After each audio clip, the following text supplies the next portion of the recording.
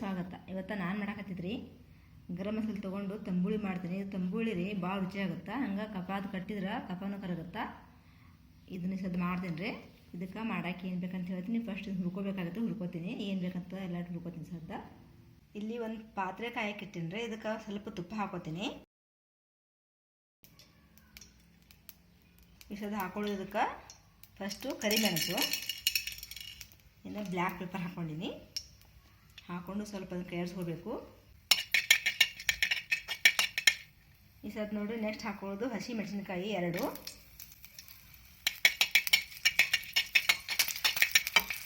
ಈಗ ಹಾಕೊಳ್ಳೋದು ಕೊಬ್ಬರಿ.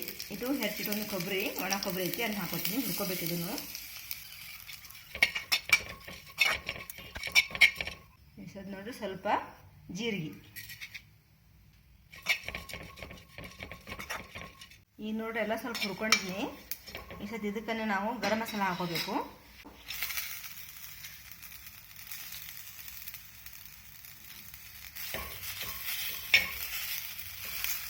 ಇದು ಸ್ವಲ್ಪ ಬಿಸಿ ಆದಂಗೆ ಏನೋ ಪಲ್ಯ ಇದು ಕಡಿಮೆ ಆಗುತ್ತೆ. ಗರಂ ಮಸಾಲ ಪಲ್ಯ ಏನೋ ಕಡಿಮೆ ಆಗುತ್ತೆ.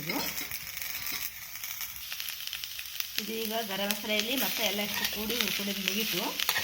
ಇದು ಹಾಗೆ ಗೊತ್ತಿಲ್ಲ, ಇದನ್ನು ಸ್ವಲ್ಪ ಆರ್ಲಿದು ಅಷ್ಟೊಳಗೆ ಒಗ್ಗರಣೆ ಹಾಕೋತೀನಿ. ಈಗ ಇಲ್ಲಿ ನೋಡಿ ಒಗ್ಗರಣೆ ಬೇಕಾಯಿತು. ಸಾಸಿವೆ, ಬ್ಯಾಡಗಿ ಮೆಣಸಿನಕಾಯಿ, ಕರಿಬೇವು ಸೊಪ್ಪು ಮತ್ತು ಬೆಳ್ಳುಳ್ಳಿ, ಸ್ವಲ್ಪ ಉದ್ದಿನಬೇಳೆ.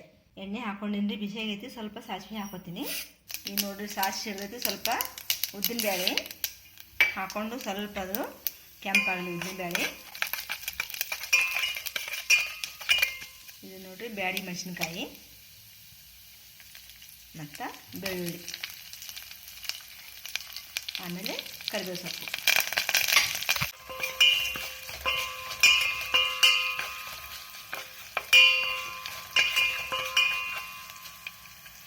ಈಗ ನೋಡ್ರಿ ಒಗ್ಗರಣೆ ರೆಡಿ ಆಗೈತಿ. ಇದೆಲ್ಲ ಒಗ್ಗರಣೆ ಆಗಿ ಗ್ಯಾಸ್ ಆಫ್ ಮಾಡ್ಕೊಂಡ್ಮೇಲೆ ಸ್ವಲ್ಪ ಹಿಂಗೆ ಹಾಕ್ಕೊಂಡು ಮಿಕ್ಸ್ ಮಾಡ್ಕೊತೀನಿ. ಇದು ನೋಡ್ರಿ ಎಲ್ಲ ಆರೈತಿ. ಆಗಲೇ ಹುರ್ಕೊಂಡೆಲ್ಲ ಗರಂ ಮಸಾಲದೆಲ್ಲ ಆರೈತಿ. ಸದ್ದ ಇದನ್ನು ಮಿಕ್ಸಿ ಹಾಕೊಂಡು ಗ್ರೈಂಡ್ ಮಾಡ್ಕೊತೀನಿ. ಸ್ವಲ್ಪ ಉಪ್ಪು ಹಾಕೋತೀನಿ. ಉಪ್ಪು ನೋಡಿ ಹಾಕ್ರೆ ನಿಮ್ಗೆ ಎಷ್ಟು ಬೇಕಷ್ಟು ಹಾಕೋರಿ. ಹಸಿ ಮೆಣಸಿನ್ಕಾಯಿ ಅದೆಲ್ಲ ಹಾಕಿನಿ ಇದ್ರೊಳಗನೆ. ಇದು ನೋಡ್ರಿ ಸ್ವಲ್ಪ ಸದ್ದ ಸಣ್ಣಗೈತಿ. ಇನ್ನೊಂದು ಸ್ವಲ್ಪ ಇದಕ್ಕೆ ಮಜ್ಜಿಗೆ ಹಾಕ್ಕೊಂಡು ನಾನು ಮಿಕ್ಸ್ ಮಾಡ್ಕೊತೀನಿ. ಅಂದ್ರೆ ಅವಾಗ ಪೂರ್ತಿ ನುಣ್ಣಗ ರುಬ್ಕೊಂಡು ಚಲೋ ಆಗುತ್ತೆ. ನುಣ್ಣಗೆ ರುಬ್ಕೋಬೇಕು ಇದನ್ನು. ಇದು ನೋಡ್ರಿ ರುಬ್ಕೊಂಡು ಎಲ್ಲ ಸೇರಿ ಎಷ್ಟು ಸಣ್ಣ ಆಗಬೇಕಿದು. ಪೂರ್ತಿ ನುಣ್ಣಗೆ ರುಬ್ಕೋಬೇಕು. ಇದೇನು ಒಗ್ಗರಣೆ ಹಾಕಿದ್ನಲ್ರಿ, ಒಗ್ಗರಣೆ ಆರೈತಿ. ಈಗ ಅದಕ್ಕೆ ಹಾಕೋತೀನಿ. ಇದು ನೋಡಿ ಸ್ವಲ್ಪ ನೀರು ಹಾಕೋತೀನಿ, ಭಾಳ ಹಾಕೊಳ್ಳೋಂಗಿಲ್ಲ. ಇದು ರೀ ಈಗ ಹಾಕೊಳ್ಳೋದು ಗಟ್ಟಿ ಮಜ್ಜಿಗೆ ಹಾಕೋತೀನಿ. ಹಾಕ್ಕೊಂಡು ಸರಿಯಾಗಿ ಮಿಕ್ಸ್ ಮಾಡ್ಕೋಬೇಕು. ಇದನ್ನು ಉಪ್ಪು ನೋಡಿಕೊಂಡು ರುಚಿ ಬೇಕಂದ್ರೆ ಮತ್ತೆ ಹಾಕೋಬೇಕು.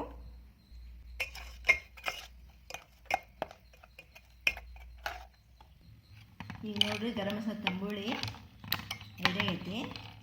ಇದು ಅನ್ನೋ ಜೊತೆ ಭಾಳ ರುಚಿ ಇರ್ತೈತೆ ರೀ. ಈ ರೆಸಿಪಿ ಇಷ್ಟ ಆದರೆ ನನ್ನ ಚಾನಲ್ ಸಬ್ಸ್ಕ್ರೈಬ್ ಮಾಡಿರಿ, ಶೇರ್ ಮಾಡಿರಿ, ಲೈಕ್ ಮಾಡಿರಿ. Thank you.